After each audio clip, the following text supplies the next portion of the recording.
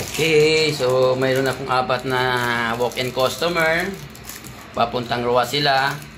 So, apat na lang kulang natin sa booking natin para mayroon tayong isang beneficiaryong mapapauwi natin by May.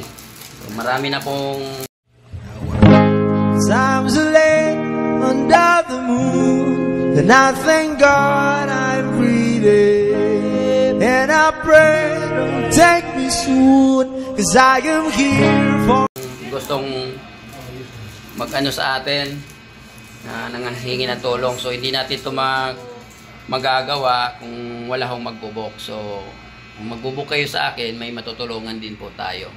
So ito po yung apat na bago nating customer. So ma'am, maraming pong salamat sa inyo at tinangkilik mo po yung aming kumpanya. Sana marami pa po ako matutulungan dahil sa inyo po. Okay ma'am, maraming pong salamat. Thank you po. Okay, so hindi na masama ang araw ko ngayon. So, mayroon tayong apat na booking. Manila Rojas. So isang walk-in. Siyempre, mayroon tayong nabigyan ng magandang benefits ulit sa mga beneficiary natin by May na makakalis. So tuloy-tuloy lang tayo. Kahit maliit man yung channel natin, lalaki din to.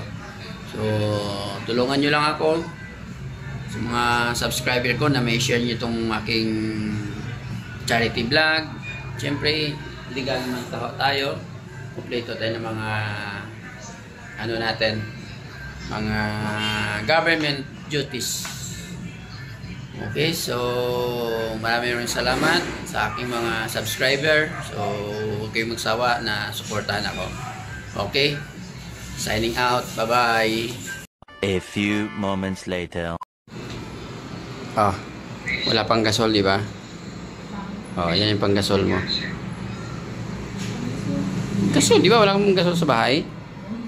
Advance mo na yan, 1,000. Pang gasol mo na yan. Okay? So, ganun tayo. Bukas, may gasol na yan. Makapanis na yung ulam mo dyan. Tingnan mo. Paano siya?